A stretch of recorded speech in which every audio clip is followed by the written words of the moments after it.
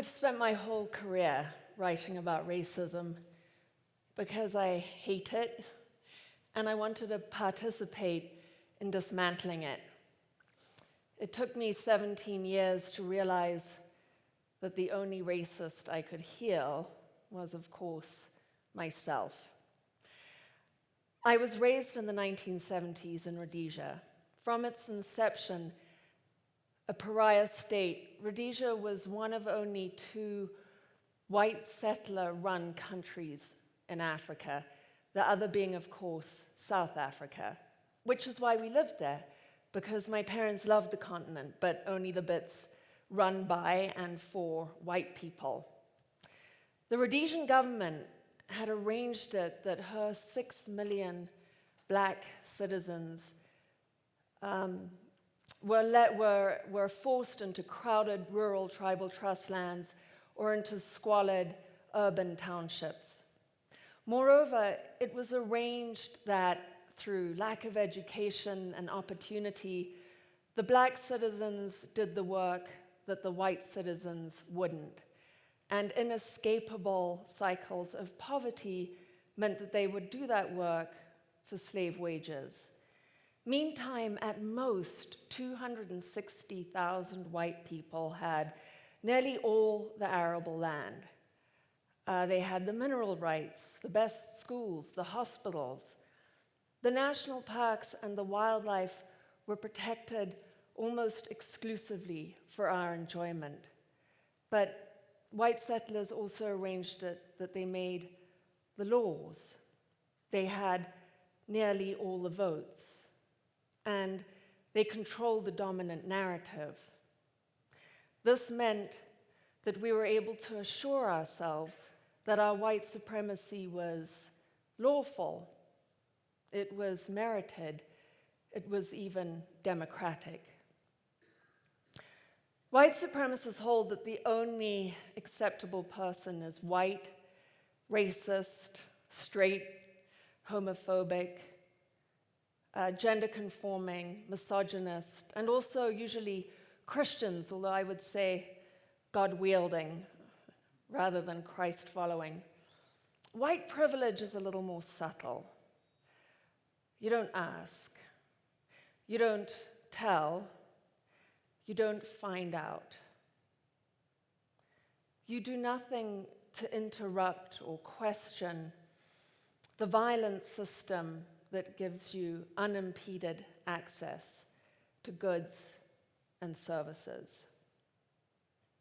So, we Rhodesians gained the world, but in order to do so, we had to cut off every sacred part of ourselves, including an authentic relationship with God. And since you can only have the God you can have, ours was soul mutilating. Meantime, the black people all around us were protesting and singing and writing and arguing for our freedom, but we imprisoned them and we censored them.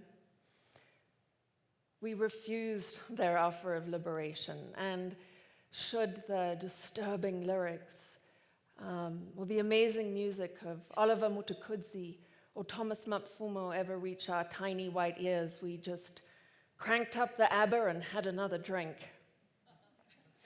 Not surprisingly, a civil war broke out.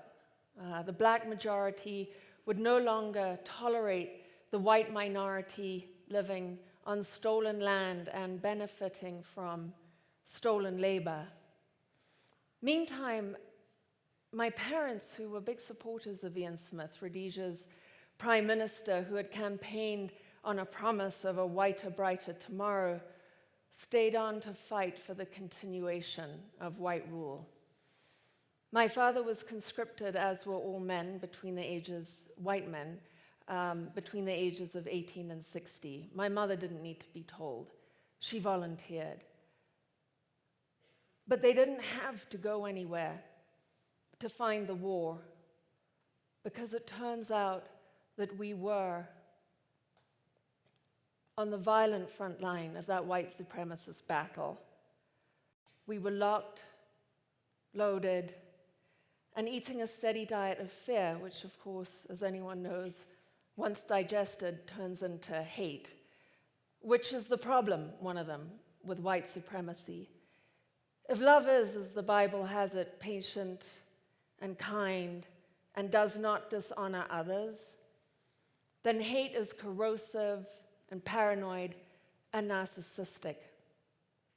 And so, of course, the hate fomented by our founding fathers and passed on from generation to generation, father to son, father to son, father to son, unending, eventually through the collusion and silence of our white mothers,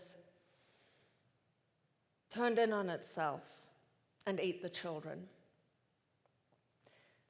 I was 6 years old when I was taught to strip and clean and reassemble my father's FN rifle, which he took with him on patrol in the war. I was 6 years old when I was taught to shoot my mother's Uzi submachine gun. I was taught to put the barrel through a hole in the veranda wall and the whole force of my body behind it so I wouldn't get kicked unconscious when I pulled the trigger.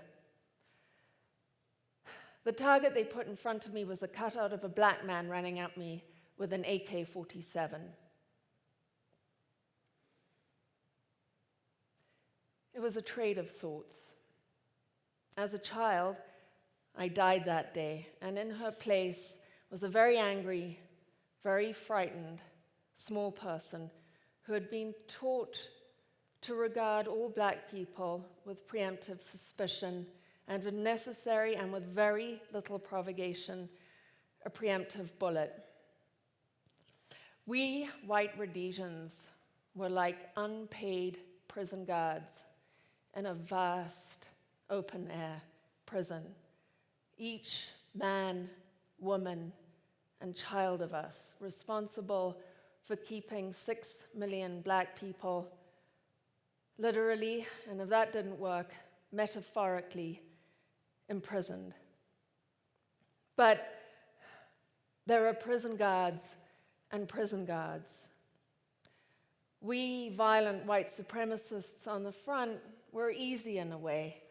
The government just had to feed us a steady diet of fear and let the atrocities take care of themselves. But the people with white privilege, they were more difficult for the government. They tend to be educated, elite. And so their weapon, although more deadly and more accurate, it had to be a weapon of their choosing. And it was. Its other special component was that the user didn't even have to be conscious when it was deployed. And that weapon is, of course, silence. By some special code, first civility and then national security, it was very impolite and then very illegal to question Rhodesia's system of racial capitalism. The system crumbled anyway, and Rhodesia's system of racial capitalist kleptocracy morphed into the elitist capitalism kleptocracy of Robert Mugabe. Hurt people hurt, violently governed people govern violently. They do not call it cycles of violence for nothing. I was 11 when the war ended. Rhodesia became Zimbabwe. Official segregation ended. I went to school with black kids for the first time. I saw that they weren't monsters. I saw, too, that our brave Rhodesian men and boys in uniform sometimes hadn't always been the best. I saw and realized the lies that had been told to me, and I was saddened. Liberation, right? I thought so. In fact, by high school, if anyone had called me a racist, I would have burst into angry white tears. So my black friends did, I think, what our black friends do. They ignored my unprocessed, hidden racism, perhaps because they knew what I didn't, that the only person who could liberate me was, of course, myself. I, in my early 20s, met a white US citizen. I married him, and after a couple of years, we left Southern Africa and moved to the States. I think one of the things my black friends knew too was that there was going to be a lot of work to be done. After all, I had grown up in one of the most objectively racist countries on earth, and yet when it was all done, no one thought to go back in and undo the racism. We all just pretend it wasn't us. We weren't the ones.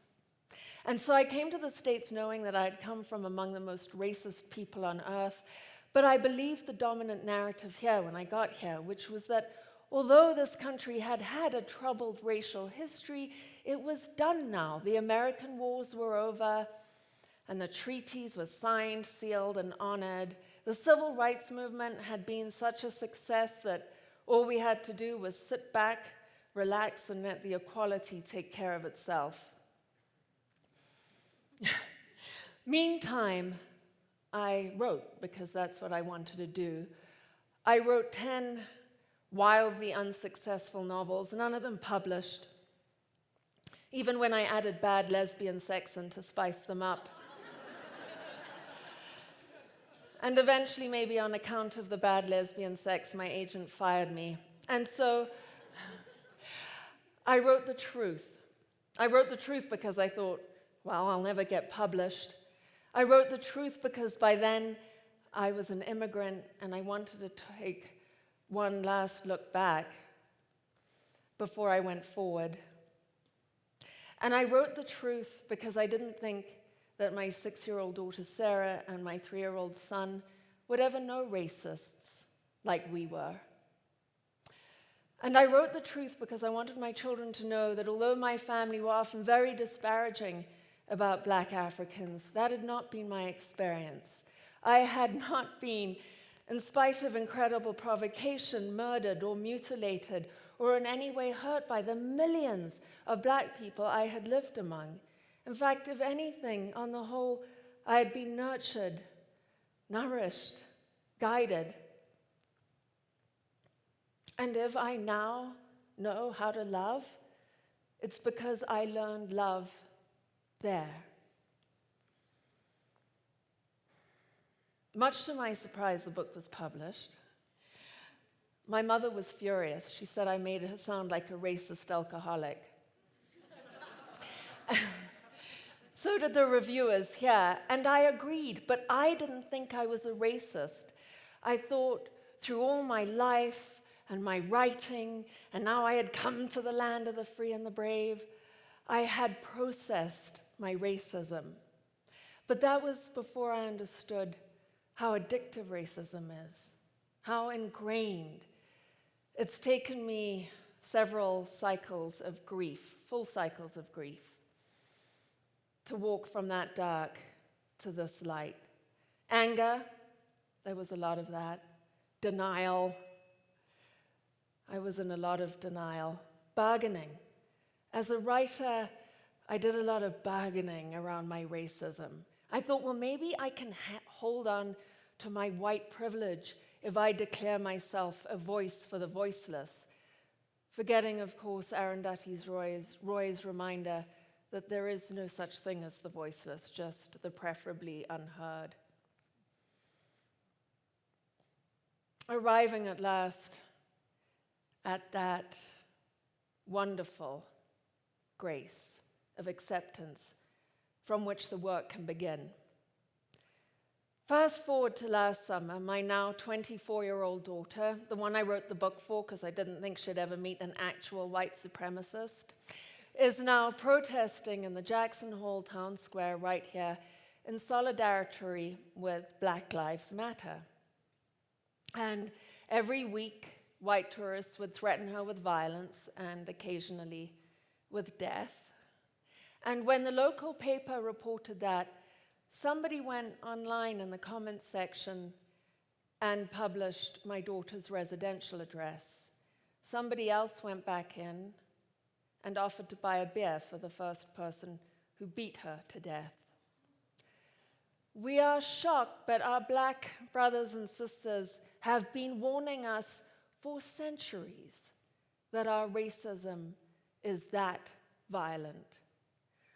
I have to ask the question, if a tree falls in the forest and no one with white privilege hears it, did it fall? We have to change the quality of our listening. My grandparents were racist. Their grandparents were racist. My parents were racist. My sister and I were raised to be racist. I have racist relations, young and old, on 3 continents.